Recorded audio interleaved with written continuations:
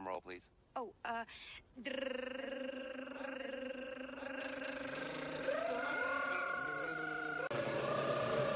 Joy to the world.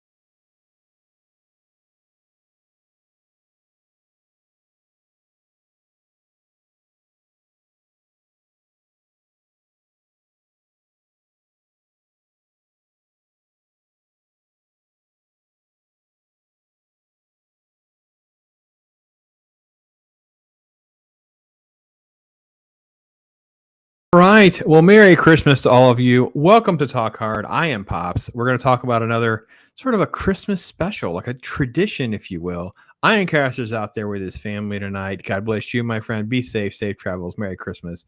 But with me, the great Stone Cold Loki. How are you, brother? I'm doing all right. How are you doing, my friend? We're doing it, man. Let's get to it. One video at a time, my friend. One video at a time. Change my avatar. There There we he go. is. He's There we rocking go. his Santa hat. Loki. There we go. There we go. There we go. I'm hot, man. I'm burning up. This Christmas tree puts off a lot of heat in here. So let's go. Let's ditch the Christmas sweater and just go with just a shirt. And so no, when I kind of pitched this one, not because of that I want to show it, that I want to have excerpts, because everything is copyright flagged on this stuff. I actually did a face swap thing with the heat miser, and nope, you cannot get that baby through. It's they're locked down. And Loki and I have not talked about it off the air even. But yeah, they are like on your shorts. You'll try to do your short on your phone. And it used to be you could upload those without any problems. Nope, that ship has sailed. You get hit with reuse. You get hit with copyright. You can't. Yeah, so it's kind of things are changing in the YouTube verse, and makes things more complicated to do kind of what we want freely. That's for sure. So, hail to you in chat. All of you guys are rolling in here. Jacob Ironside, hey there, my friend. Merry Christmas to you. ZBR is here. Zombie Box Reviews. Hey there, brother. By the way, he's been jumping on a stream. I saw his birthday stream. Oh man, we got some up and comers, Loki. I mean, they got some of these young blood. I love it. I'm loving it. So, oh yeah. So these are the OGs, right? I mean, 1964 Rudolph drops, and then of course, Year Without Santa Claus is 74. So it's like a decade. And I only chose a couple. We could obviously talk about, you got Frosty in there, obviously Drummer Boy, that kind of thing. I know my title's not right, folks. I will fix that. I don't know. So I was working on a Clayface video for my Saturday Batman cartoons. So instead of writing stop motion, I wrote claymation. I don't know why, and just didn't catch it until we actually were in here. So like, oh crap! But these are puppets. These are not clay. This is not that type of thing. This is literally stop motion, Harryhausen type stuff, man. This is totally the OGs. I don't know, man. Okay, I tell you what, this has been such a tradition in my life. I cannot remember not watching this type of stuff. Well, you see them in you'll get those. You'll be walking around in Walmart and you'll see the packs. Mm-hmm. The Rankin Bass packs of movies where you've got, like you said, you've got Frosty, you've got Rudolph the Red-Nosed Reindeer, you've got Rudolph and Frosty with their Christmas in July, Jack Frost. You'll have like a pack of these every single year that you can. These are your classics, whether they're on the TV or not. You can watch them whenever you want to now. Yeah, And it was really one of these things. I know a lot of people talk, and in this fandom, we love to talk about sort of like the innovators, these creative minds, those kinds of things. And Arthur Rankin, Jules Bass were just like the perfect partners in all this. They took their backgrounds, each tapped into their strengths, and you'll see everything says produced and directed by. It's like a partnership. Sure, Arthur was more of the engineering, structure, design kind of guy, and Jules is more of like the creative writing type of person. And they each would work with their own team, and it would come together.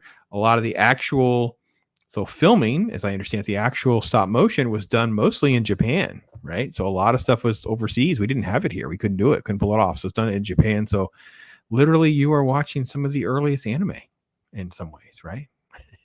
It's freaking great. It's awesome. So by the way, that scene that's in, by the way, I had somebody once push back on that at one point on me, and I'm like, no, I think Miss Jessica has this scene in the Santa Claus is Coming to Town where she sings at the well, and her reflection is sort of like 2D art, very anime in style, very early anime in style. So one of the things for me that's interesting of the three, Rudolph has become my least favorite in the sense of it doesn't hold up as well. And I don't mean this to be mean and cruel, because obviously Yukon Cornelius is my favorite character.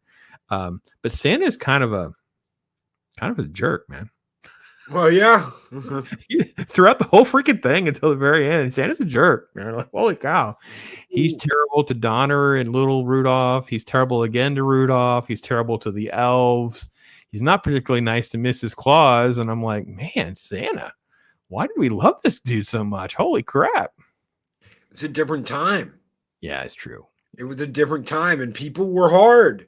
People didn't complain about stuff. They just, you did it. You've got a job. You do it. Blitzen, you have a job. You're going to come and do it for Santa. And Santa's going to do this in one night, and he needs Blitzen, and he needs this, and this is the way it is. Stop dicking around with the bonds and get to work. And that was just that was the thing to do.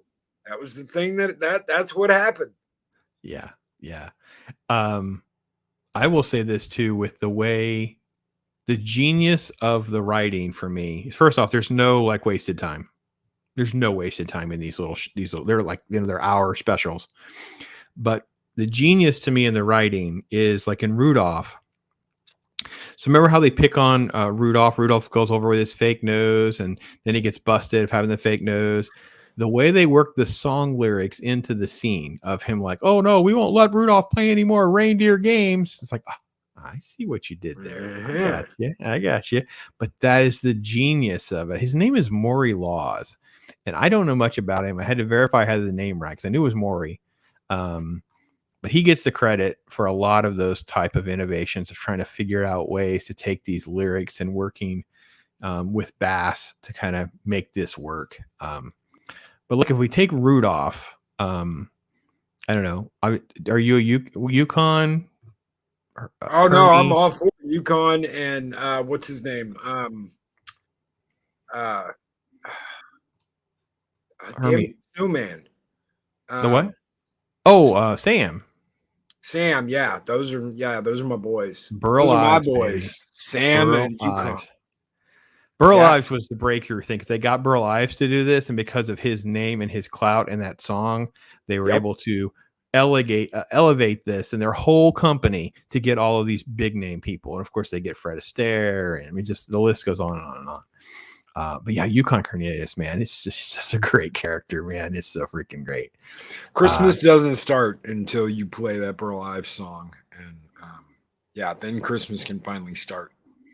Yeah, you kind of have so much of these shows have ingrained in us a certain element of association. Like you have to have some of it. So, hey to Claude who came up in here. So much. Thanks to Great for you being here. And ZBR saying thanks, shouting that out. Jesse and Jeff. Yeah. No, I think it's great. Of course, the machine.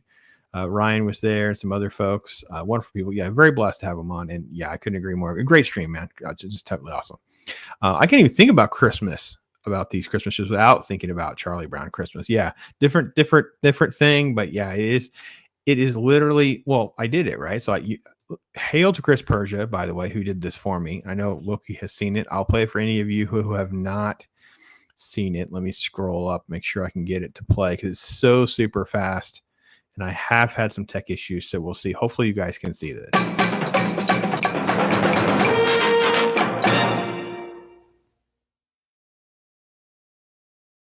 Graphic in the sound, and your heart was, as a kid, was like, oh, it's on.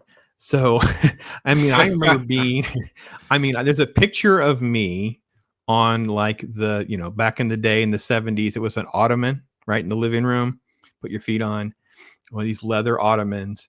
I couldn't have been more than 4 because we moved out of the house when I was 5. So I was 4, and you can see Frosty playing in the TV behind us. Like it's a Polaroid, right? So the Polaroid. Yeah. So yeah, that was it. That was the shtick, right? So, oh yeah, no, this was, that was huge. So, but just, I don't know, just tons of lore and things were sort of created out of Rudolph. It blew up, of course, and of course they'd never have looked back, right? They just never looked back. So, Santa Claus coming to town came along a little bit later in 1970. So there's a few things in between. By then they were already rocking and rolling. They were able to get Mickey Rooney, of course, and Fred Astaire, and they were just, and this is where we get, the Burgermeister Meister Burger, which by the way, compared to Rudolph, I really love this one. This one to me, I know Topper's like a new character, and Miss Jessica. I think this is the first time Mrs. Claus has been portrayed as a young lady. This may have given her a backstory. I don't know for sure if there was other ads and stuff that portrayed, because obviously this is the era where so much of this stuff was defined, right? The Coca-Cola ads with this classic, Santa Claus type stuff and all that stuff back in the day of, department stores and Macy's and those kinds of things. And when you get into the, from the 50s to the 70s, all of this stuff is so well defined in our history. Do you have a ranking of the 2 or 3 that you have as a favorite or whatever? They're all great, man. It's really hard to put them in any kind of a ranking because when you grow up with these, it's like you immediately got the rose tinted glasses on. You can't like undo that. So I mean, maybe if I could take them from I never saw them before and I watched them, I could probably rank them. I just can't. I can't outside of doing something like that. So yeah. So, Apollonie's Minions here. Hey, lady, one of my Apollonie. Oh man, please keep those shorts coming. Love seeing Simi out there. One of my great members supporting me so much. Thank you, lady, so much. Mean the world to me. And glad to see Loki back on his feet. Yeah, getting lots of love. ZBRs. Yeah, make sure you catch those morning shows. I'm actually still there. Doing some popping up. And so Brandon, the answer is really simple. It's Al-Qaeda. Al-Qaeda doesn't like Rudolph. That's my theory. So Rudolph is freaking great, man. Love it. Thank you, Brandon, for hanging out with me. Princess Leia Rose popped in here as well. Hey, lady, hope you're doing well. So awesome. And yeah, so I think it's just a lot of love flying around in chat. But I couldn't agree more. I don't know that like I said, I think if I have to pick one of them, Santa Claus is Coming to Town is probably the one that I enjoy rewatching the most. A Year Without Santa Claus is a lot of fun, and I'm so biased towards the Heat Miser, Snow Miser. It's just unchained silliness, and I have to admit, if I could have, why Pops is not allowed to like be a billionaire, like win one of those lotteries or something. I'd love to have the Heat Miser. I would love to have the Heat Miser. I think he's just a cool design. He's got this weird stoic little march and stuff like that. And of course he gets the soft heart and just, it's hard to pick one. But do you have a certain memory though, associated with any of them in particular or anything like that? It would have to be Rudolph. Cause I've seen Rudolph more than any of the other ones. Mm-hmm. It's like you said, there's so much that you go back and you watch and you're like, wow, I never noticed this before. And it's the little things, but Yeah, it's like a the tails, bumble. The tails bumble. moving. Love the Yeah. bumble. You gotta love the bumble. Bumble's probably Bumble and Cornelius are probably some of the best parts of those movies. Bumble's bounce. Bumble bolts. Yes.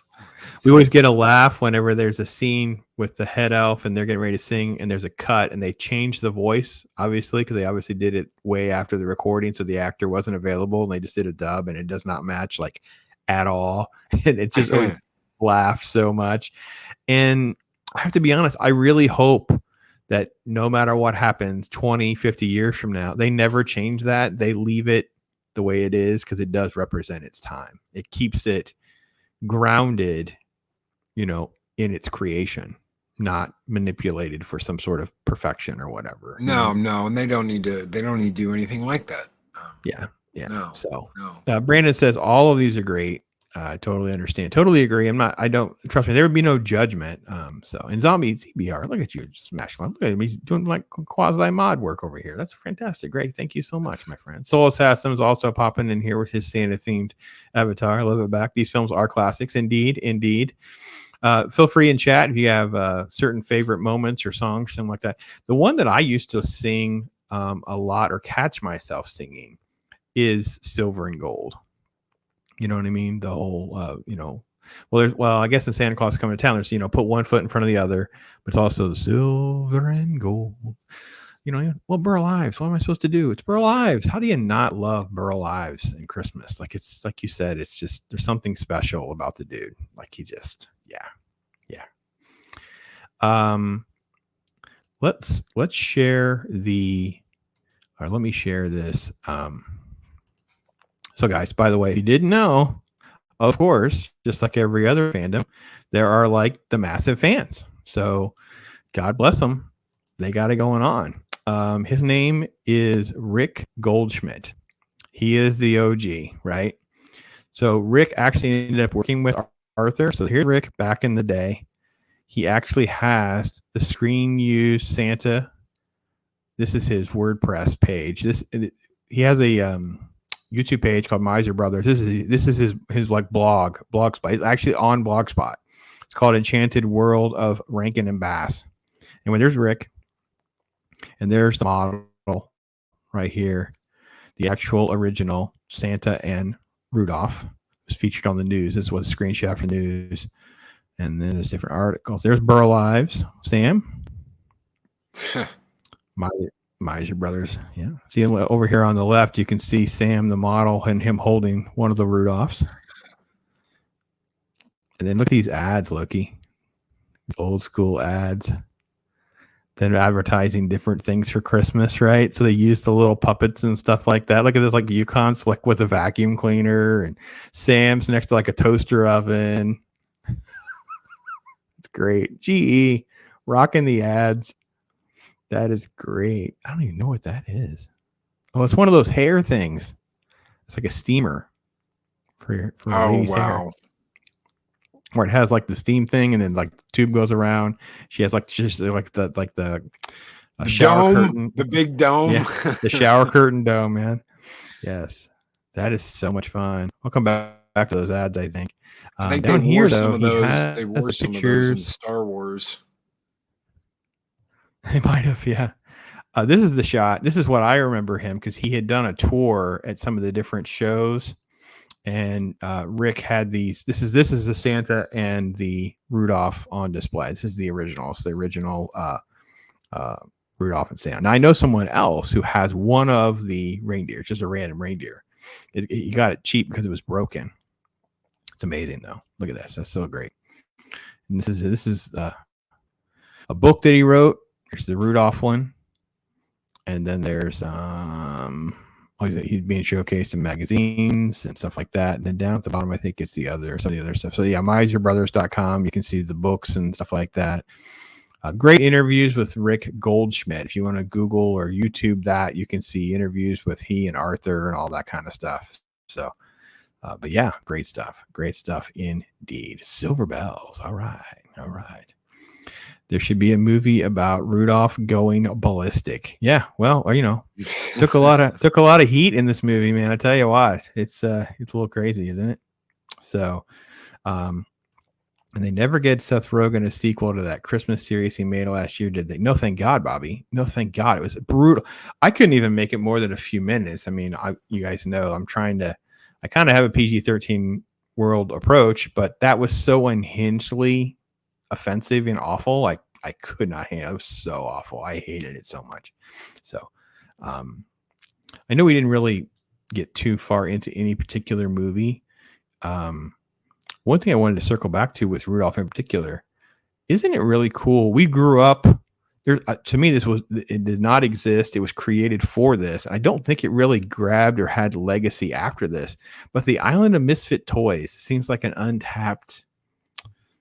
Oh yeah, they should have had their own movie. They should have had their own movie, and they didn't. They should have had their own movie. They should have done a sequel and done the World of Misfit Toys, and getting homes for the Misfit Toys, and they never did anything like that. No. Yeah, that'd be the one area I would love to see. I actually have like a Rudolph, like an ornament type play set, and it came with a bunch of the Misfit toys. So it's like the polka dot bear, the train with square wheels and things like that. So yeah, I think the Island of Misfit Toys is totally not tapped into. I would like to see more of that. That seems like it would be an easy thing to revisit. I don't know who has the rights to this stuff. The rights are so complicated with all of their stuff because they've changed hands on TV. So, but Santa Claus is Coming to Town originally came out in 1970. So it has been around my whole life. And I really enjoyed some of the silliness and yet also some of this truth. Of course, it has such a, it has a strong sort of like way of tying in the faith and the Christianity and all that kind of stuff in with it. So it was never offensive, nor was it like dissing on Santa or anything like that. We could all like just get along and be nice. So yes. Soul Assassin says, yeah, I remember watching these as kids with the siblings every Christmas, would check them out when they come on TV. Yeah. I think we were doing another show. We were mentioned doing this, and I think it was Chris or someone else said this is already out. I don't know if it's a Blu-ray set or a 4K set. It was like, whoa, really? Okay. So yeah, I have a DVD set. I don't have a Blu-ray set. Do you have a Blu-ray set? It's a good question. I've got a set. Which exact set? That's a good question. Give me a minute and I can tell you. Yeah, I don't know either. I meant to bring it, but I raced back into town this week for other reasons and left them because we had them out for the kids and they were out. Yeah, there's a 4K version. Holy cow. Yeah, there's a box set. Yeah, there's a 4K set. I have the Blu-ray collection, the 5 holiday favorite Blu-ray collection. Yeah. That's awesome, man. It's always repackaged with different things and stuff like that. There's got to be like a million versions of this that are sort of out there rolling around with things like that. Yes, that would be great. Okay. Yeah, it would be good to see the Misfit toys get their due. I would love to see more Burgermeister stuff. I got to be honest. I know that it's almost like, I almost feel like there's another story in between the end of Santa Claus is Coming to Town and the end. Like there should be like another Santa versus Burgermeister. Like Burgermeister really wasn't reformed. He wanted to come at the situation one more time or whatever. And then he gets reformed or something. I feel like there was more there as well. But isn't it funny how much we remember of, stop motion, cartoon centric things like this that we basically watched once a year, right? It was never usually on multiple times we were growing up. I don't think so. I think it was usually just once. You had to tape it. If you taped it, if you VHS'd it, then you had it. If you didn't, then you couldn't watch it. Well, that was the way you had to do it. You at least had VHS. I'm talking about remembering. I mean, I'm this old where there was no VHS. So before that, it was like, well, you missed it, kid.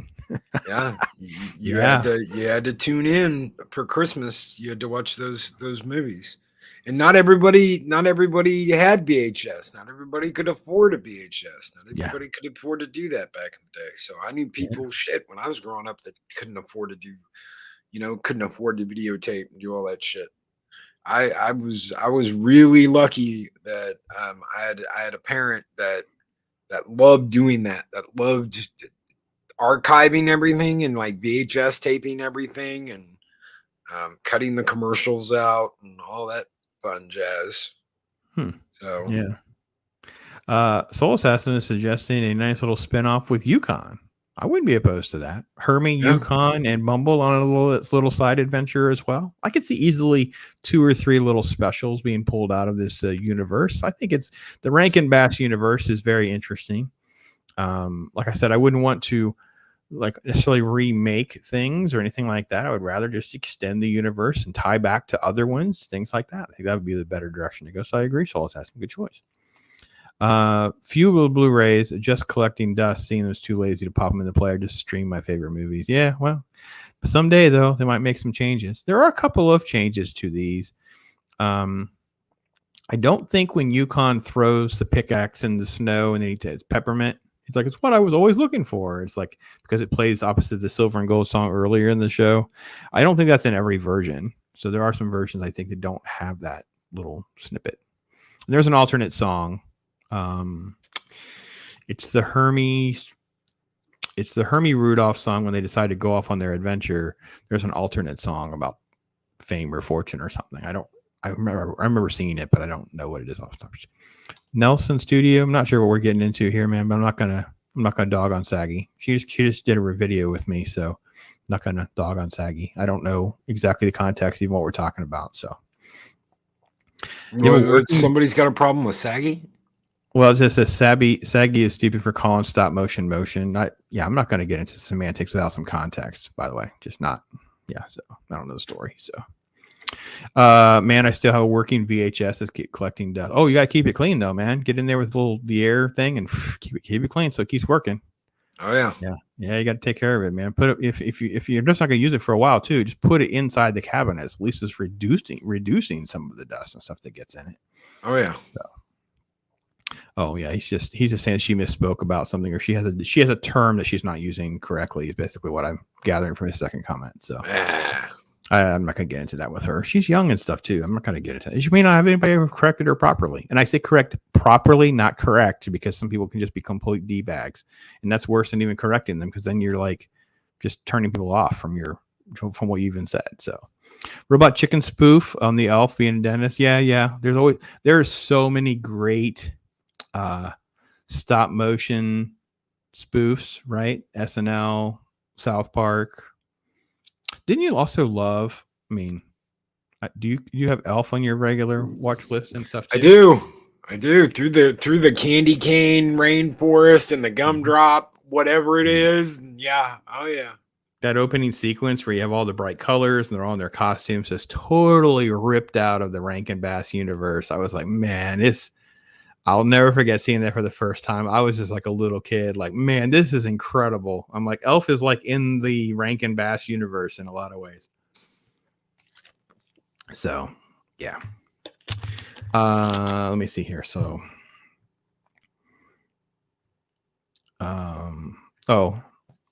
yeah, I just don't like. Okay, so Mad TV has a spoof. Okay. Yeah, they did spoofs. They did spoofs of these, kind of like the Predator spoof. I don't know if you've seen. Oh yeah, you shared that with me. Yeah, I remember seeing that. Yeah, I'll have to. So funny. Yeah, I didn't pull any of those up to share or anything like that. I had Rick's website pulled up. That was the only thing I really had pulled up to share. But yeah, I thought about the incredible legacy of something that you create in 1964 that doesn't appear to have missed any time, like appears to have aired on TV pretty much every year. That is pretty crazy incredible. Really. Yeah, the fact that it hasn't been canceled in some way yet. They haven't found some way to cancel it, Especially Rudolph, like I said, Santa stepping on the fields. Yeah. I think they like that. I really do. I think they like that. I think that's the reason why. Is they like the fact that Santa's kind of a dick. He really is too, man. We watched it with the little kids, and I thought to myself, we already kind of have a problem with the one grand kind of being snarky and kind of whatever. This isn't really helping our cause any watching Santa. He's like, I could hear her doing something, go, well, that's how Santa treated Rudolph or something. I'm going to hear her mother being mad at us. But I'm like, Donner, I can't use your boy. He's disfigured. What would it look like if I had a team of reindeer with a gimp leading it? It just wouldn't be right. And you're like, oh my Lord. Shame on you, Donner. Shame on you. And you're like, holy crap, I wanted my kid to be accepted. It's like, and then of course the coach, Don, he's like, I don't know. Yeah, we're not gonna let Rudolph play in any games. He's got an ugly nose. Let's alienate and outcast this guy. Like, it's like, wow, holy crap! It's the it's the first phase of exclusion. So, oh yeah, it's fun. It's so fun to revisit this. So, Brandon Looney Tune. All right, hey man, hope you're doing well, man. Says, what's up, Doc? Hopefully you're doing well, Brandon. And Greedo and a Speedo. Oh yeah, Greedo, man, just awesome. So, yes, people talk about yeah. Oh, okay. Well, cool, man. I'd love to know, sometime let me know or reach out to me on Twitter or something like that. Let me know a link or something like that. I'd love to know how to catch that. It'd be kind of fun. So, yeah, no, it's a legacy, especially now because we've had the DVDs for so long. I probably should at least invest in the Blu-ray set, if not the 4K set. Because I'm looking at one of them and, it's not that expensive even on eBay. So eBay's even got cheaper prices. What are some of their other things? I don't have the whole list pulled up in front of me. I'm going to get to that in the bottom. Okay, so any old school animated lover of animation will immediately tell you the two big names on this list are The Hobbit in 1977 and The Return of the King in 1980. Yeah. Absolutely beautiful movies, beautifully drawn, beautifully done, great music. It's just if you grew up watching these, you know exactly what I'm talking about. The Hobbit and Return of the King, two absolutely wonderful movies. Last Unicorn, I know a bunch of people love The Last Unicorn. That's one of the really great animated movies. They've got, if you like TV, immediately the top on my list is going to be Thundercats. Yes, they did Thundercats. This was produced by Rankin Bass Animated Entertainment. So Thundercats, I loved watching Thundercats as a kid. And Silverhawks. Silverhawks is right behind yep. that. So. Yeah, Silverhawks is great. Yeah. So, and then just other fun stuff because they were working so much with the Japanese studio, right? They had a King Kong project of some kind. I don't remember what it was called exactly. King Kong Escapes. Yeah. So that was pretty awesome. And, they were really tied early on to some Wizard of Oz stuff. So I know that's really big in those Wizard of Oz circle. Again, talking about a massive feverish fan base of folks. They're really into that kind of stuff. So yeah. So yeah. So, oh wait, listen, we got Whitechapel is here. Hey there, brother. Hope you're doing well. Gap After Dark. Gap. Oh man, haven't seen you for a minute. So great you're able to be here. So awesome. So, oh yeah, there's a whip. Whip. Yeah. So, but yeah, I hope you guys are doing well hopping in here. So, yeah, it's definitely one of those things. Oh, they're talking about the Hanna-Barbera cartoons as well. Yeah. So here's the thing too about I don't know that I've seen a lot of hey Matt, how you doing? A lot of interviews with Jules Bass as much as I've seen interviews with Arthur Rankin. And he didn't really, there's a lot of people, Loki, that tries to bait him about speaking ill of Disney. And dude was just not having it. He's like, no, they got their style, whatever. So we just did our own thing. We just did our thing. It's like, he's just like, I'm not playing the game. I'm not trying to dump on, we're not doing that. We're not just trying to, and this is like back in the day. This is like the 80s and stuff. This isn't like now where everyone's into hate stuff for clicks and ratings. This is back in the day. These journalists are just awful people. And Arthur Rankin was just not having it. He's like, did his own thing. So I don't know exactly.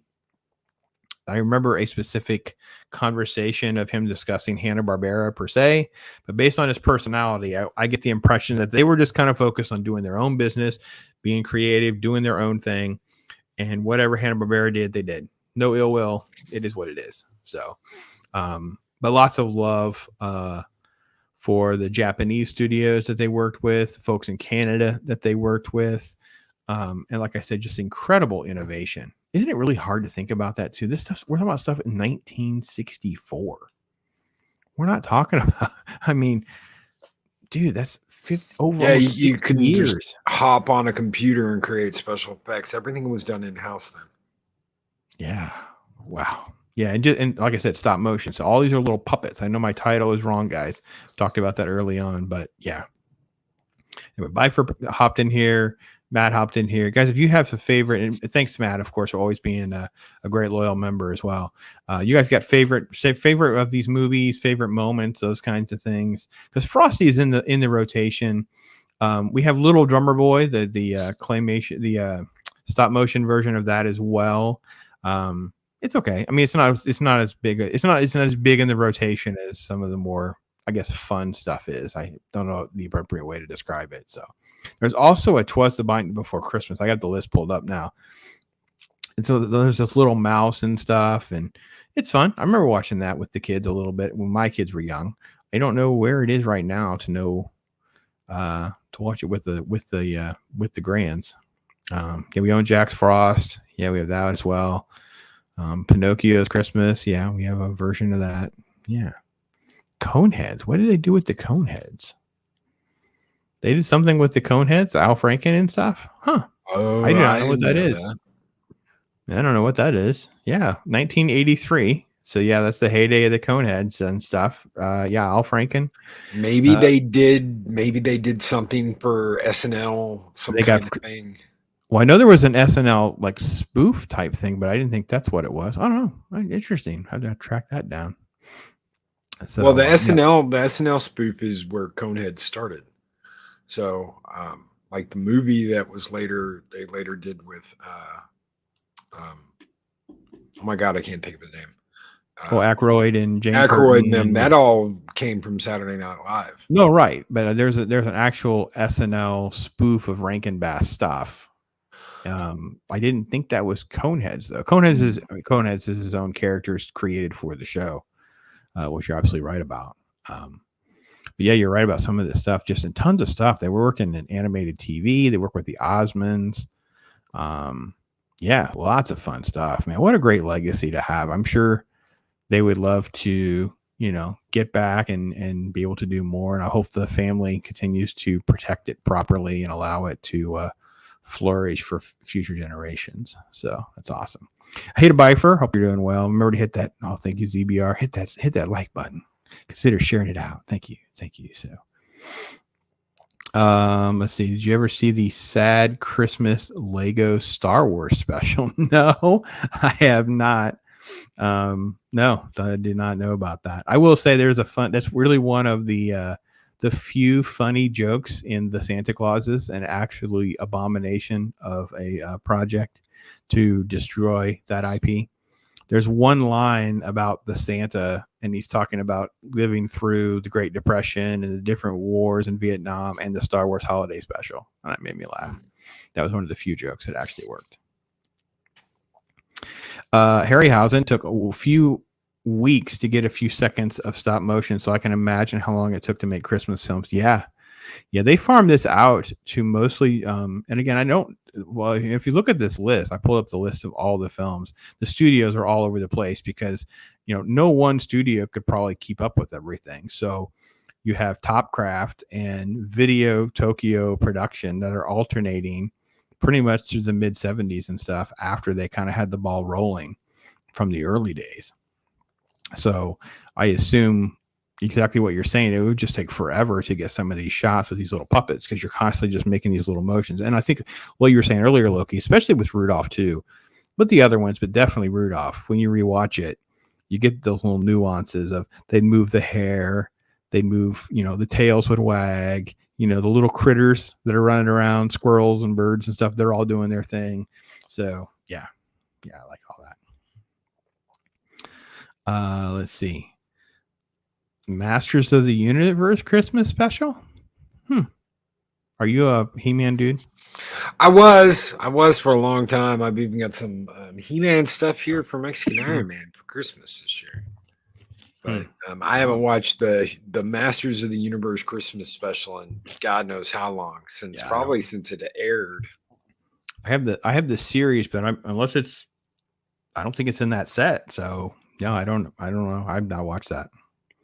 Wasn't really into He-Man. I kind of missed the target age off by a few years. So,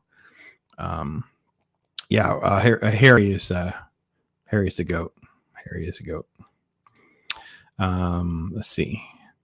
There's the old Simpsons episodes. Yeah, well, that's where it all started, man. They got that's home run, man. Bringing home the dog is the best. So, bringing home, damn straight, bringing home the dog. Bringing he's Santa and the money and all that, and ended up bringing home the dog, and he's a hero because, of course, kids love the animals. That's the best. So, yeah, Santa's little helper.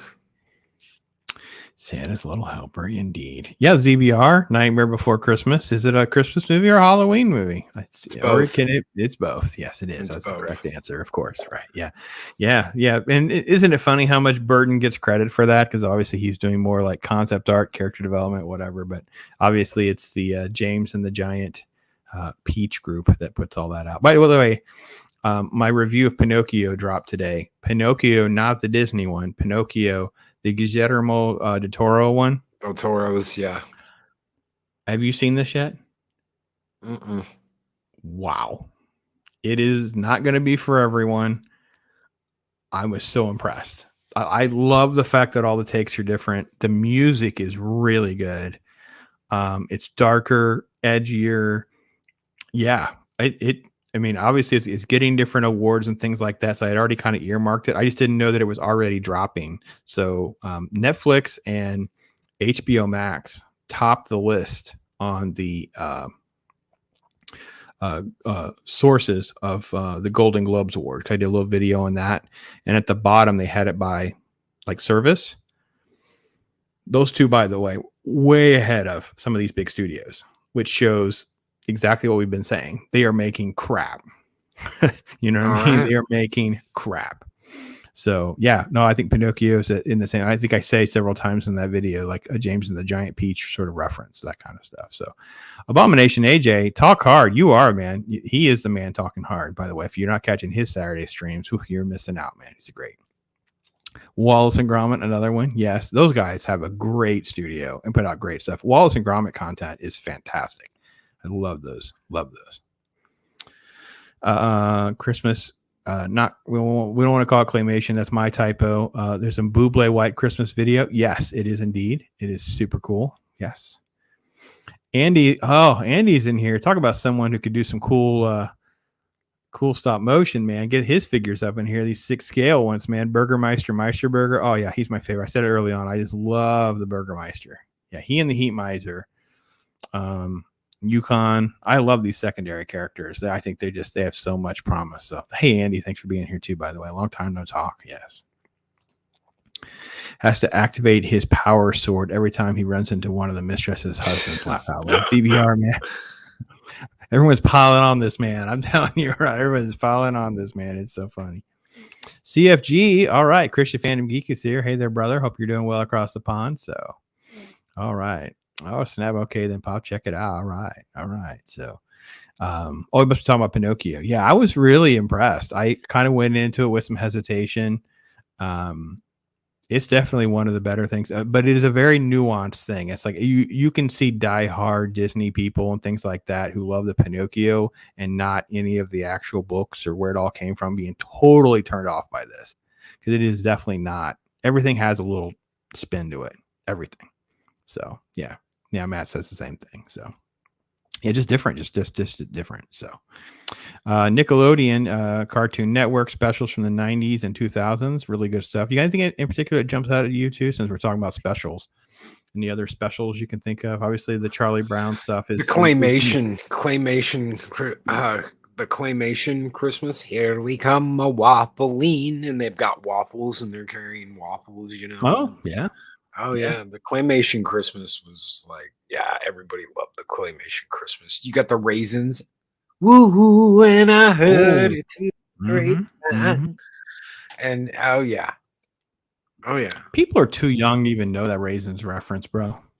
Like the ZBR and CFG people out there, man, they probably have no idea what we're talking about. The whole Marvin Gaye, Grapevine stuff, man, that they don't even know what we're talking. I made a Where's the beef? So I think we were on a stream and Arwen made like a "Where's the beef" type reference or something like that, and I did like a quick like face swap thing with Arwen and the old lady, and no one even had a clue what I was doing right away. Only Steven did. Steven was like, "Oh, it took Arwen a minute to get the gag," which it's on brand for Arwen. But yeah, no, it was great. People don't get these references. No, they don't. The great special is probably the Grinch special. I'm sorry, I'm biased to the Grinch stuff. I love the Grinch stuff. There's so much in there. Yeah. It's so deep. That story is heavy and deep. So you got to keep stuff like that on tap too. Your Charlie Brown and your Grinch. You got to keep all that on tap. That way you can watch it. Andy, have fun, man. 40th anniversary screening of Conan the Barbarian. That's right. 7 o'clock tonight. That's it, man. You got to rock it out there. So yeah, CFG's here. Family Guy has a Kiss Safe Santa episode as well. Yeah. Grinch for me. Obviously people just love different ones. Charlie on Chris. All these things are on tap. I got called out for not having a physical copy of the new Grinch, which I know a lot of fans are very divided on and don't like it. I like it for just being fun. Like we just with Jim Carrey. I'm going through a list and I got a list of. No. Well, that one is more like nostalgic fun for like the kids because it came out during their Nexus era when they were in that age. But the new animated one with the dude that worked with Kevin Smith's group back in the day before he got kicked out of the club. Oh, okay. Scott Moser. Yeah, it's Benedict Cumberbatch voices the extremely weird thing and the dog and just I don't know. There's something about the essence of the Grinch universe. That one made more sense. The Jim Carrey one, the biggest problem to me is I can handle this movie better if we can just cut out the flashback baby Grinch stuff. Can we just if we could cut that out of it, it would just be so much better. If I can tolerate a lot of the other stuff a whole lot better. So tons and stuff of people coming in here now. Oh yeah, Matt says Ren and Stimpy Christmas. Bro, how many people in here don't even know what Ren and Stimpy is? We could do a whole video just on Ren and Stimpy. Oh man, Ren and Stimpy is old school grid stuff, man. Oh man, golly, that stuff, they put out such good stuff back then. Hey Scott, hope you're doing well. Zax, oh my brother, thank you so much. One of my best members, man. Zax he's trying to help me behind the scenes all the time, man. Whitechapel throwing down some love. Cali raisins, baby. Claymation Gumby. Oh, now you're hitting me in the feels, man. Gumby's in the. So I found a box of the kids. It was supposed to just be the kids' toys. Some of my stuff was in there, which included like a little Gumby and a little Pokey. Gumby Pokey. And I was like, those are Popses. Those are mine. Those are not for you guys. How are they in this box? What are they doing in there? I'm not ready to part with those yet. Someone was playing with them. Yeah, that's exactly what they're doing. What are we doing? What are we doing? I have your Batmobile. I have the kids' Batmobile and the kids' Buzz Lightyear, so I saved for them. There's a whole box of other stuff, but Jim Carrey, Grinch. Yeah, see the same thing for them. It came out when they were young, so they're very, very attached to that, right? So let's see here. What we got? Hold on. Scott Westbrook, a new member. Thank you, my friend. Oh, that's so awesome of you. Appreciate you doing that and partnering with me.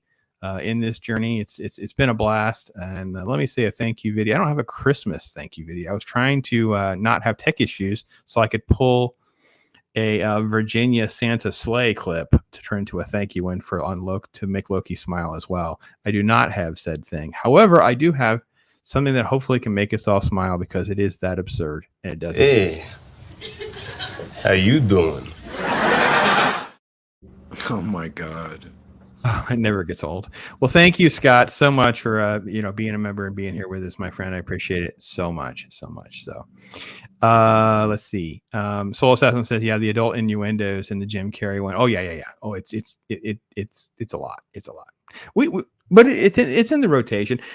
So I can see the stuff that has fallen out of rotation is because of Mrs. Pops. It'll be like things that get a little edgy and stuff that's not appropriate for the kids. So the big thing is to have stuff on, especially when the kids are coming and going. So Christmas Story is played regularly, whereas Christmas Vacation has a very limited window that it can be played. You know what I mean? Something like The Grinch can be played, but Scrooge, it's got to be in a little bubble. So that's kind of the rules in my house. But I was called out for not having a physical copy of that Grinch movie because we were in the room where you don't get a good service. Because for those of you who don't know, I live in the middle And I say live in the woods. I mean, I literally live in the woods, like nowhere around. So,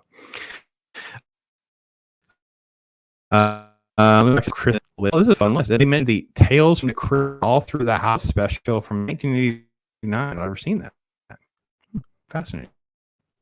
Is that the one where let's Santa see. Claus is going door to door killing everybody? There's and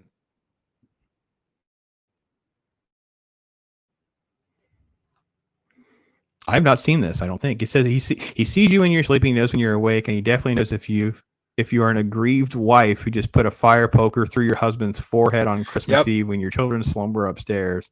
And Yuletide episode, yes. Puts on a Santa suit, escapes as a mental patient who has a backyard murder cover up. Yeah, okay, so kind of like a Silent Night, Deadly Night thing. Gotcha. Cool. yeah, that was the first. So I think that was the on first. Silent Night, Deadly Night. Is that was. I think that was the first Christmas one they ever did on Tales from the Crypt. Yeah. Very cool. Yeah, most of these are not. I'm not into like the Mariah Carey stuff and things like that. I could care less about all that kind of stuff. The Pee-wee, Christmas Pee-wee. I don't remember that, but I'm not shocked by it. I just don't remember it. We watched this one. So we have kind of a rare one. And I say rare, meaning there's just no demand for it. Not because it's actually hard to find. My wife had absolute sweet spot for Jim Henson's work. It's called the Emmett Otters Jug Band Christmas. It's just a bunch of otters, and it's super sweet. It's about selflessness and the gift and so like in the the classic Christmas story of the husband and the wife, and he's gonna sell this. Right, he sells his pocket watch so he can buy the special barrette thing for her hair. She cuts off her hair for a wig to get money to fix the pocket watch. It's kind of like that, but it's like the mother-son kind of stuff. So that's what happened. It's really sweet. So, yeah. Ernest. Oh, yeah. Eddie Ernest Murphy's saves claymation. Christmas, too. Oh, man. The opening of Ernest, right? Well, first off, Eddie Murphy's claymation, PJ. Oh, yeah. PJ's is good stuff. Yeah, PJ is good stuff. Oh, man. Ernest Saves Christmas. Okay, first off, the Ernest movies are super, super dumb. But you know what I mean, the opening of I do know what you mean. The opening of Save Christmas, when he's just going, oh, Christmas tree, oh, Christmas tree, oh, Christmas tree, oh, Christmas tree. It just keeps going. It gets me every time. And I have done that to people so many times. So many times. I love this. So if nothing else, he lives on. He lives on. Yeah, Matt's down with the PJs too. PJ's great. Chris Bergia in the house. Hey, there you go. The mod of mods. The GOAT. Also What's a up, Chris? Popsmotic. Hey there, brother. Hope you're doing well. Oh, look, Scott made the reference. Ain't no hole in the wash tub. Thank you, brother. You got it, man. Emmett Otter. We just watched it, and I sat there going, this story is so deep because it's just, I don't know, man. And it's musical. They get great songs and stuff, and I don't know. You know what it is, Loki? It's, and you and I we've talked about it on your show. We've talked about with Talk Hard. It's the love is gone, man. You feel like they don't love stuff anymore. Do they have passion for anything? Is Maverick the only thing you can think of at the top of your head that's like a passion thing? That's about the only thing I can think of. Is I really feel the passion come off the screen. It's all disposable. Yeah. So you make something. Let's say you're like, well, we're gonna do this. We're gonna do this project. And they do that project. They spend 2-3 months working on a project. They get it out to the public. It's there for Christmas. Next year, it doesn't come back. Mm-hmm. The whole Rudolph playing every year and all this stuff we're looking at. This stuff doesn't play every year. It's out. It's done. It's hallmarked. It goes away. No one remembers it next year. How many Hallmark Christmas movies have you seen that you have no idea what the hell the name of are because you've never seen them again? You see them once, and it's like that's it. It's done. It's disposable. It was a Hallmark movie. Well, now everything is Hallmarked. Everything is, well, we're going to come out with this, and guess what? You're never going to see it again. And if you are interested in seeing it again, you got to like track it down, and it's like rocket science because no one keeps track of this shit. No one cares. Yeah. You end up finding it buried somewhere on Netflix in January or in July, and it's some Christmas movie you really like, but guess what? No one gives a shit anymore. No one cares. So it's there and then it's done. They're done. They leave it and it's gone. All the passion, all that passion is gone. Yeah, I couldn't agree more. And this is why everything, just so much of it comes out as just feeling hollow. And I know you didn't watch it. I will say that the Guardians Christmas special felt. I did watch it. Oh, you did? Okay, good. So it felt kidnapping Kevin Bacon. Yeah, I watched it. You want to watch that, right? It felt sweeter. It felt like James Gunn, who allegedly wrote this like in a few days. Like it was like, and it was like, but it felt like a love for Christmas, a love for the characters, a love for the story. I have my own set of issues with it and, try to point those out. But when it's the best thing that Marvel had done in like 2 years, something's probably wrong with your franchise. But if Guardians is just something else to be on your platform to stream and it never goes to, I don't even know, I don't have cable. I haven't had cable in years. Is there even a Disney Channel left? Do they even have one now? I don't even know. I have no idea. I haven't watched cable in years. I can't tell you when. Yeah. Yeah. We did. When Dad moved here, he had cable for like a year before I could convince him to cut it. Other than like, tournament basketball in March, he could care absolutely less. It's just gone now. Yeah. And so I cut my cable a decade ago. Yeah, me too. Decade ago. Yeah. So yeah, Obama era that was it for us. We're done. So yeah, I couldn't even tell you, but yeah, if any of you in chat know, is there actually a Disney Channel and they could put the Guardian special out or something? I don't even know. This is why I couldn't be in charge of Disney. This is the kind of stuff I'd be like, what do you mean there's no branding? There's no go get free customers, go get customers, sell stuff. Like none of this is in their heads of how all of this works. So Sean is here. Hey man, hope you're doing well. Chris says the only passion Hollywood has is to deconstruct everything that came before. Then again, Jennifer Lawrence was the first to do everything. That's true. That's true. Very much. It's very much. If she hadn't invented stop motion, we wouldn't even be having this conversation, I don't think. And I don't want to sound like an old fogey. I really don't. I sometimes I'm like, you know what? I'm talking about this stuff and I'm like, oh, how great it was back in the day. And oh my God, in the 80s and in the 90s, it was so wonderful. Blah, blah, blah, blah, blah. Don't I sound old? As far as production stuff goes, what have you seen? Name me 5 movies this year that will stick with you from Hollywood. From Hollywood, not doing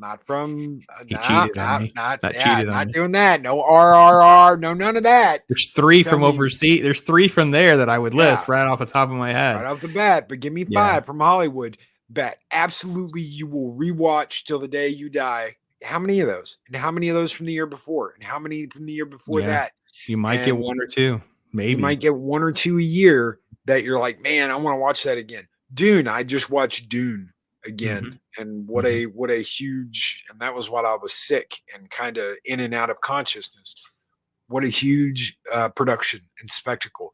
They better make number 2 just as great and grand as the first one.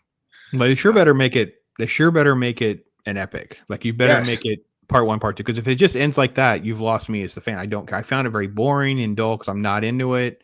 But I'm okay as long as it's part of the bigger story. Like it fits. Like that's okay. But I couldn't agree more. This is why Maverick stands so far above and beyond everything done in the last 36 months. So just forget about all this. Go back 36 months. It's like it's so grand because there was so much care and attention and love for it as an IP. So they're pointing out that Disney XD and Freeform still exist.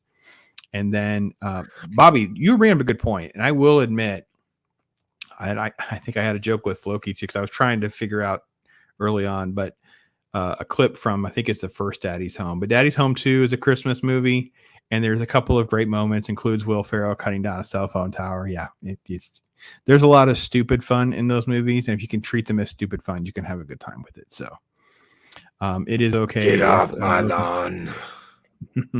Get off my lawn. Yeah, I know. I'm getting there. Hashtag Sharkcaster. He's in the house. Greetings from the field. He's on the road with some family. So hail to you, Ironcaster. So Krampus. Ironcaster. We got some Christmas representation. Can you roll up in here? So Krampus is in the house too. Talk about an underrated movie, by the way. We could have done that as a talk card. So maybe that'll roll into 2023 when we get Krampus on the radar screen. I was shocked at how much fun I had with Krampus because I didn't know what to expect. I didn't watch it in real time. I didn't see it in the theaters, and I watched it. So I can circle. We circle back to your Hallmark reference. This is when press stuff goes awry. So you could see this little surge of a few videos in my track record. I think it was in 2019. And all the studios just sent me these packages of stuff for Christmas. They were trying to do all of this ramp up for Christmas and stuff like that. I don't know how I made the radar screen, but I did. The Hallmark people sent me like 27 of their movies. I remember the number because my wife was like, how are we going to watch 20 something movies in like a month and a half? I said, I don't know. And I remember doing Krampus. Which is separate, but it was all stuff. It was just a whole bunch of stuff. Anyway, Krampus was in a separate package, but I watched Krampus, but my notes got deleted. So I don't even think there was a video review. I don't think I ever even did a video review, but I had fun watching Krampus. And Ironcaster he messaged us, and we had a laugh at Loki's expense. Because yes, there's like 10 Krampus movies. You could talk about a Krampus marathon, like spend 30 hours of your life in Krampus. That's crazy. So. Christmas specials are on YouTube. Yeah, I can see that. Yeah. So, all right. So if we had to, because we're going to kind of next week, we're going to have more of a best of worst of 2022 type stuff for next week. But so let's kind of put a bow on Christmas and wrap it up here. So we talked about some of the mainstays. If you had to kind of like list the tally of the ones that you probably watch the most this time of the year, what's at the top of your list? Oh, it's got to be Rudolph. The Charlie Brown Christmas special. Mm-hmm. God, so many to Frosty the Snowman. Do you have some of the more modern stuff too in the regular rotation, like Christmas Story and Elf? And I do. I have Christmas Story. If we're talking not animation, we're talking, away from this. Okay, away from. Okay, so Christmas Vacation, obviously. That's every year I have to watch. Hey kids, a deer. I've gotta watch that every single year. She's so beautiful, Clark, Eddie, Catherine. A Christmas Story. Ralphie, you gotta. Elf, Will Ferrell. Now, originally, I absolutely hated that movie. It took me getting into a better Christmas spirit to go, Santa, I know him. And to get into that type of Christmas movie. But originally, I absolutely hated that movie. I was like, what a shitty Christmas movie. Horrible cast, Will Ferrell. And it took me a little while he's an angry elf. Loki was an angry elf for a little while. So all right. But no, I love it now. So yeah. Soul Assassins pointed out Muppets Christmas Carol, which, by the way, I should try to do a review of. Holy crap, such a good film. They believe it turned. I think it was 1992. I think it is 30 years. We didn't talk about We didn't talk about non-Christmas Christmas movies like Die Hard. So we definitely want to come back to that in a minute. Lethal Weapon. I watched Lethal Weapon last night. So. Fat Man, make sure you tune in Whitechapel. Watched it last week. So yeah, we had our Talk Hard Fat Man last week. Loki wasn't able to be with us, but yeah, did you get a chance to watch Fat Man? No, I didn't. Okay, so we have that on his list of things to do because I think he's going to pleasantly be surprised at how good it is. I was really shocked at how good it is and how fun it sort of is. It really, really is. So Scott is saying Year Without Santa Claus's Mind. Can't hear the Miser songs and not sing along. Yeah, I mean it is so good. It's just legacy stuff. So. Zombie is pointing out how Jennifer Lawrence is the first person to ride a stop motion reindeer. Of course she is. Yeah. Well, I got the Mezco Crow and Beast Kingdom Batman 89. Okay. And Lethal Weapon's a Christmas movie. Yes. It is. Yes, we have to put a score on Christmas movies to this. We'll come to that in just one second. And there's a modern Christmas Carol on Apple Plus. I saw the ad for that, but I don't have Apple Plus, and I'm not interested in spending my time tracking that down and stuff like that. But so here's my thing on Christmas movie. My wife was trolling me. We've been away from each other for a couple extra days, and there's a clip of Bruce Willis trying to be funny at a roast. He talks about how Die Hard was not a Christmas movie. Of course, he's trying to be funny at a roast, but she likes to use that clip to just get a rise out of me. And here's my response. You have to think about what defines a Christmas movie when you start talking about the gifts and the music and Santa.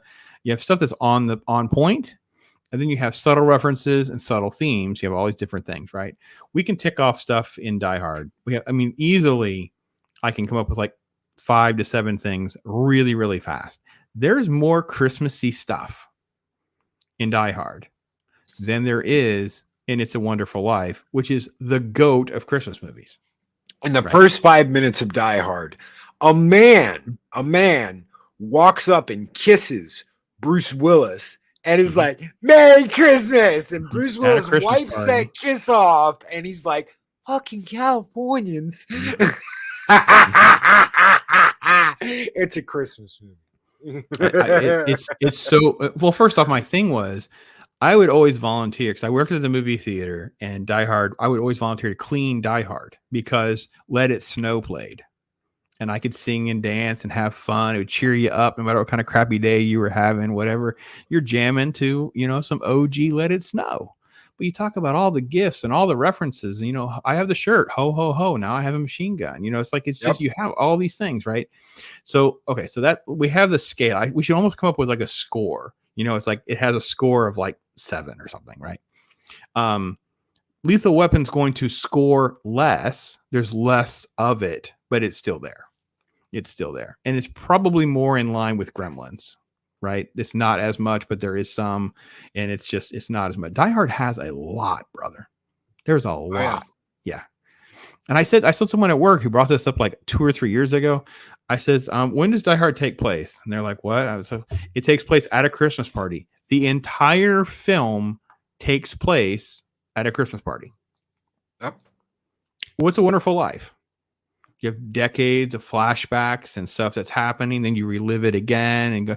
I says, it is the GOAT, though. It is the best as far as a film goes, critic goes, movie review. I'm not saying everyone has to love it or rewatch it, but as far as like aesthetics and it's kind of like a Godfather analysis, right? These other ones have way more Christmas content than the best one. That's to me, it's crazy. I don't want to have this fight with people. Yes. So yes, John McCain. Oh my gosh, it's so best. So let's see. We could do a stream about the many versions of Christmas Carol. There's so many. Yeah, that could be. I wish I was more of an aficionado about the Christmas story. Like there's the biography, the Dickens biography where he's writing it. There's the Jim Carrey one. There's even Scrooge. Scrooge is technically just Christmas Carol, right? So yeah. John also gives the present down a chimney, C4 down an elevator shaft. Good metaphor there. I like that, Jacob. Very good point. Yeah, true. Christmas atmosphere with explosions. Yeah. Oh yeah, the Scrooge is great. Again, Nexus film for me in the theater. Man, when Carol Kane hits him with that toaster, bro. I think I pee a little every time laughing at that scene. And never, ever has gotten old of how many times Bill Murray getting hit with something makes me laugh. I don't know why. It just does. I don't know. Okay, so we talked about some of our OG favorites that we rewatched. So yeah, I'm with you with Christmas Vacation. That's I have like kind of a pinnacle of my favorites, and it is like the Christmas Story with subtitles on, Christmas Vacation, which I was driving my friends crazy when that film came out because I'd watched it so many times because I worked at the theater. I'd go back and watch it again. It's like, I think the line of if I woke up tomorrow with my head sewn to the carpet, I wouldn't be more surprised than I am right now is one of the best freaking lines. I'm just like, and then at the end, can I fill up your eggnog, drive you in the middle of nowhere, leave you for dead? The best. This dialogue is great. But I will say Elf. Another one we didn't mention. I don't know. It's definitely a lot of people don't like it. Elf and Fred Claus, the Vince Vaughn one, where he's like the brother and you have all these slapsticky type things and whatever in it. That's him running from like 50 Santas and stuff like that, and you have some of the stuff. It's grown on. They've grown on me. That I enjoy watching them so much. So, let's see. Die Hard has 3 wise men bearing gifts: McLean, Al, and Deputy Chief come together to give the captive and Nakatomi Tower the gift of freedom. Wow, Chris, you went hardcore, bro. That is something. Woo-wee. Is Groundhog Day a Christmas movie? Yeah. Why is Groundhog Day a Christmas movie? Well, it's after Christmas, isn't it? It's Groundhog Day. Yeah, it's Groundhog Day. It's after Christmas. I mean, there's fun silliness and music and lots of snow, but I don't think we have any Christmas that we could pull a Chris Persia like he just did here, and probably write a Christmas metaphor for Groundhog Day. But Groundhog Day is Groundhog Day. Like I don't. You would have to connect some dots for me, Jacob, which I'm not opposed to. Jingle All the Way. See, that's just pure, joyful, fun silliness, especially if it's something that came out like when my kids were young and that came out. Arnold versus Sinbad type stuff, things like that, Black Friday type shenanigans. To me, the funniest thing about watching that is the cringy elements of Phil Hartman macking on his wife the whole time. He's like a total beta neighbor, totally macking on Arnold's wife. So that's really my put the cookies down. Yes. It's funny. So we always did this and this with the kids, So why don't you come over to my place and we can bake cookies? We'll bake cookies together. Yes. God, Phil Hartman, man. Yes. He played that movie. He played that role. If there was a schmarmy head, look at me, ladies. I'm gonna go and do this. He is the Mexican Iron Man of the late 90s and the early 2000s. He really is. Cue the Mexican Iron Man face swaps for Jingle All the Way going into Loki's box in the next couple days. Oh, yeah. Holy crap. Put the cookies down. Put the cookies down. Yeah, my cookies. My goodness. So yeah. You have to understand that I wish I could Hartman. see Loki's face when I messaged him. I think it was the first one you saw of a face swap where you had Iron Man's face on the dude climbing out the window. Yeah, on the climbing. It was like the next day, and I messaged him the thing, and I wish I had seen his face. Now it's everywhere. It's gone viral now. Everyone. But yeah, I sent him that with it was within the first day, and we were just living, having a laugh because it was just such a craziness. So, Die Hard is in the Family Matters universe. Oh yeah, because of Al. Yeah. Oh, okay. The actor. Okay. Yeah, the actor that played Al was. Yeah. He's the dad. Yeah, he's the dad in Family. Gotcha. But yeah, we just saw a thing come out this morning where someone was like, a bottle of cheap champagne, $7.50, box of condoms, $30, thing of rope, $15. The look on the husband's face as you rappel out the window, priceless. For everything else, there's MasterCard. And you're just like, oh my God. Yeah. Oh my God. All from this out of the window joke. This joke that has perpetuated itself and gone absolutely viral. We are now on weeks later and it's still going. Still going. I'm glad you brought this up, White Champ, because I meant to ask Loki. Loki, did you watch the A Christmas Story Christmas? Okay, I could not get past. So when Ralphie comes home and he sees the pictures of his dad, I immediately was like, I had to turn it off. The emotion hit you in the feels thing. It kicked me in the fucking nuts, and I was just like, no, sorry, I'm done. Having lost my dad. And seeing that, I immediately was like, no, guys, I'm sorry. I'm sure it's funny. I'm sure it's respected. I'm sure it's all these great things. I just can't watch it. Maybe next year. No. I'll try. Well, I can tell you that it is not going to be easy. So just take your time with it. When you feel like you can get through it, then get through it, because it is more of a tribute or as much of a tribute as it is a sequel. It's a great continuation of Ralphie's story as a way of having a tribute to the original film and the character, and of course the old man. I loved it. I really am just so pleased that they didn't try to be something that it's not. I'm very happy. It definitely is a labor of love. So if there were, you know what, to answer the question earlier when we talked about Maverick, labor of love. Peter Billingsley was directly connected with that film. Labor of love. We'll watch it regularly. Yes, I'm going to put that one on my list. So, Yeah. not nearly as good as Maverick, though. There's also Reindeer That Can't Fly. Hans Gruber falling out of the building. Was that Phil's last movie? Maybe. You guys have to tell me. I'm not going to Google and stuff while we're going trying to catch up. So, yes, and they're still quoting, put the cookies down. No. Yeah, put the cookies down. Early Valentine, Phil learns the meaning of love and learns to earn Rita's love and respect. Okay. Yeah. Jingle All the Way. I remember finding a Turbo Man at the store last year and started saying the film. Yes. With karate chop action. Yes. Yeah. Yes. Oh my gosh. Yeah, we haven't talked about Miracle on 34th Street. Oh man, I'm such a nerd. I love the original, of course, but I also like the cheesy sequel with Dylan McDermott and the girl from Matilda. Yeah, I love it so much. And this is the film that Ironcaster, if he's still around, he will definitely be trolling us because he likes to talk about how it's a Thanksgiving movie. You've been warned. Yeah, Scott, you have to see it. Go to Twitter. It's so freaking great. It's so great.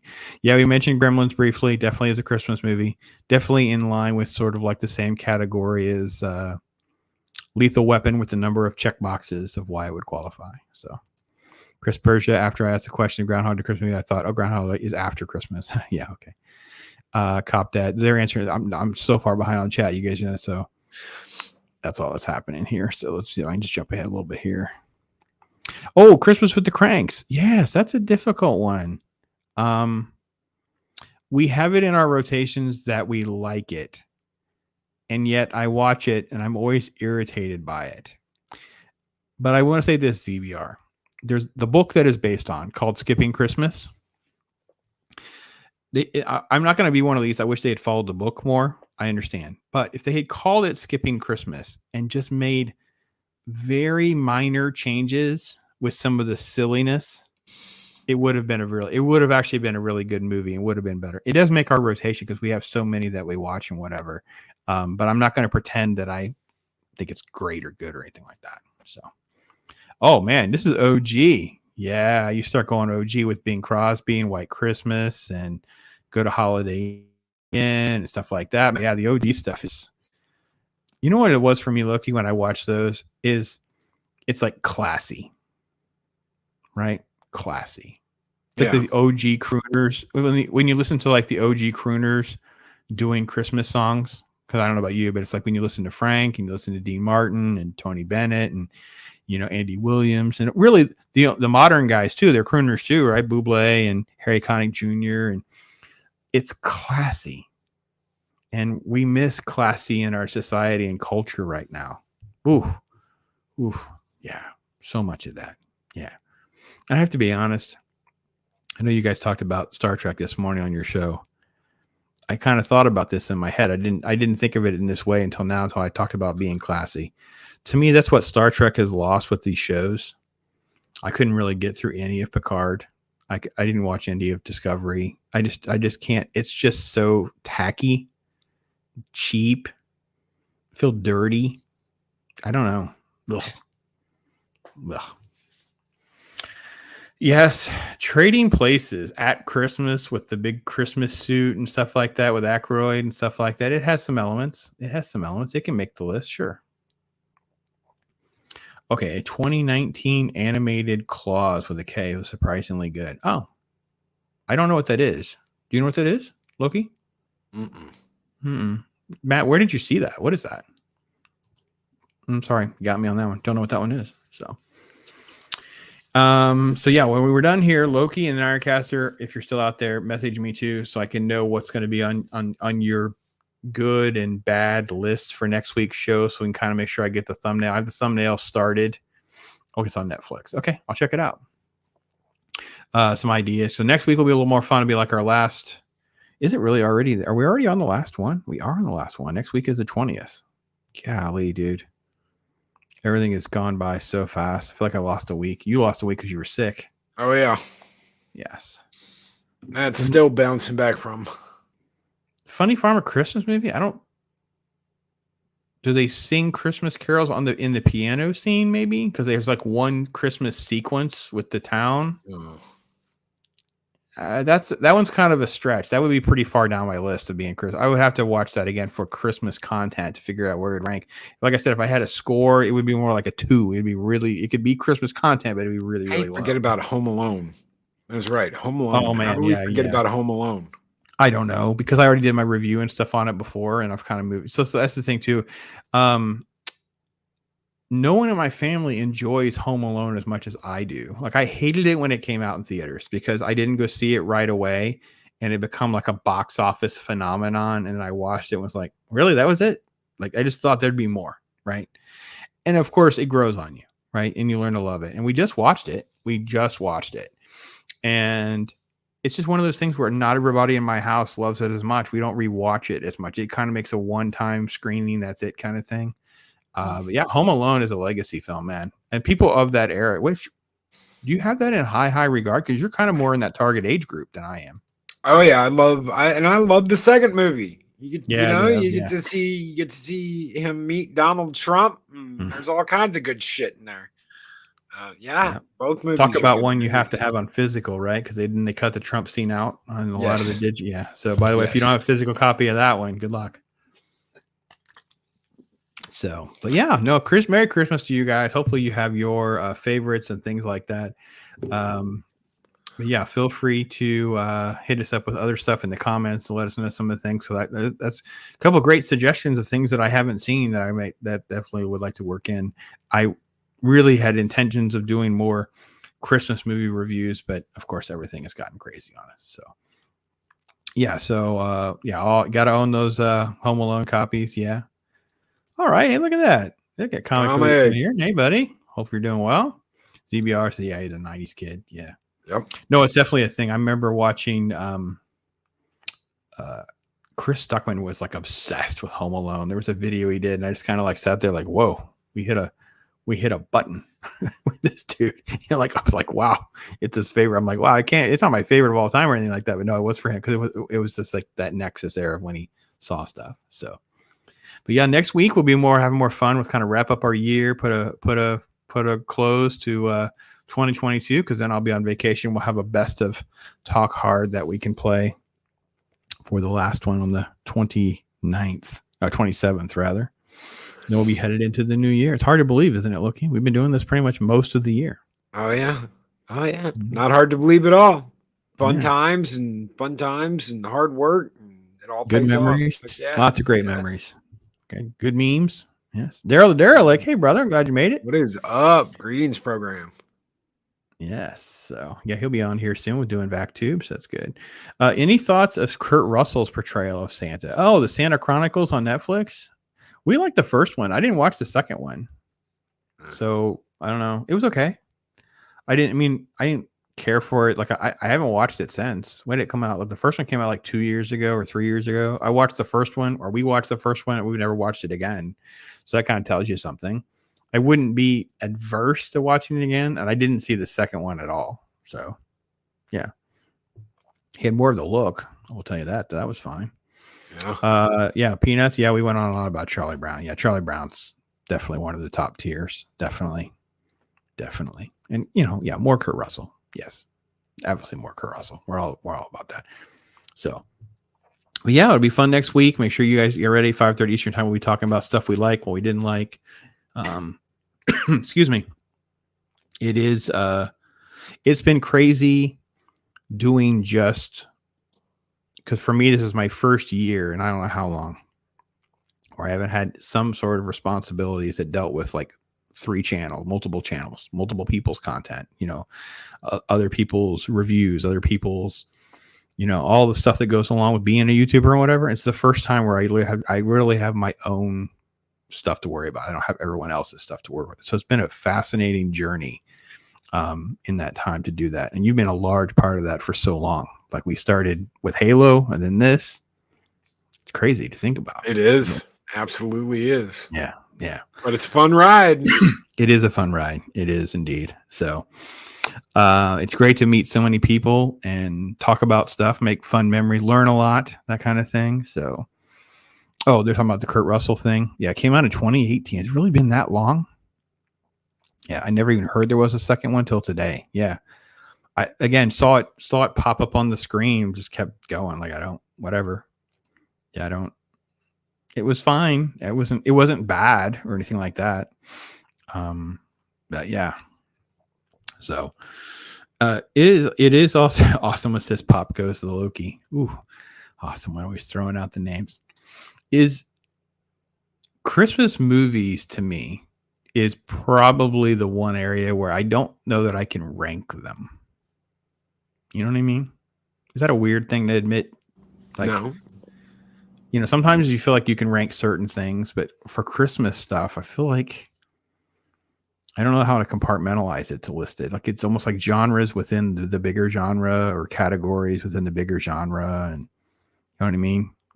We shouldn't really compare Charlie Brown and Sure you can. Grinch to Elf. Sure Like you it's can. almost, yeah, okay. No, live up to the expectations. No, no. You want to do a really good Christmas movie. Look at the greats, and I wouldn't say copy them, but definitely honor them and what they were trying to do. You do that, you're gonna make something that's gonna live on forever. You don't do that. You want to make trash. Well, don't get all pissy when it gets treated like trash. That's true. Yeah, the Santa Claus. Yeah, it's basically R.I.P. the Santa Claus. It dies tomorrow. Just so you guys know, the series ends tomorrow, and it died for me at episode 5. And there's so many people that love this show, and I'm just like, I don't get it. So, no, Zach, we're with you. We talked about Gremlins briefly. It's kind of in the same category as like Lethal Weapon as a Christmas movie. Like it's sort of like on the list, but it's not like Die Hard, where there's so much more Christmas than most of these other ones. So. Oh, awesome. Yeah, we were talking about a lot of the stuff is the goats. I didn't mention Perry Como. That's a great reference as well. Yeah, all those Christmas specials. The music, though. The music. Oh, so good. So, an Asgard Christmas. Asgard after Mexican Iron Man got caught with Mrs. Claus, fell out the window of Santa. It's the gift that just keeps on giving, my friend. Yes. And Lucy is the Grinch at the Peanuts gang. So. All right, folks. Well, we're going to wrap up. Maybe I guess we got a couple minutes early, but let Loki try to get some rest. I'm so thankful you're able to do this, my friend. Continue to heal and feel better and get better. We missed you, but we also understand your health comes first, family comes first, that kind of thing. It's just been such a blessing to have you part of this, all that. So, all of you in chat, my gosh, you've been amazing. And thanks again to Scott becoming a member tonight. Thank you so much for that. I appreciate it so much that you would invest your hard-earned money in the Pops franchise, as one of these wonderful folks started labeling it the Pops verse, Pops universe. I kind of like Pops universe rather than Pops verse, but that's because everyone keeps bastardizing all of that. So, let's see. With that, I don't. You know what? I don't know if you've had a chance to watch it again. I have it clipped. If there was a great talk hard moment, this is probably the one that may live on with some incredible legacy because he was the first one that did it. So, but join us next week. We'll be doing best stuff, worst stuff for 2022. Tons of content. Obviously, this guy's on every morning. He's got evening shows. He's super, super busy doing stuff. And you guys know I'm trying to do something nearly all the time too. So thank you so much for being with us and partnering with us. Be blessed, talk hard. And just a reminder of how crazy it all can get for us. Here's a little smile for you. Okay. Okay. So I stacked all the pieces here. We're gonna. Oh, he went for the hardcore. I wish I could see Loki's face. Wow. Padawannabe is the boss. You're the boss, brother. You're the boss. We are clipping this. This will be a new clip. It's like dusty pop rocks with no pop. Pop rocks with no pop. Holy and there's cow. There's no way that's gum anymore. It's just no taste at all. There's no. It still tasted like chewing gum, but there's. No, dude, you're a soldier, brother. It just turns to dust. There's no. All I can say to that it's is, not staying together. ooh-ah.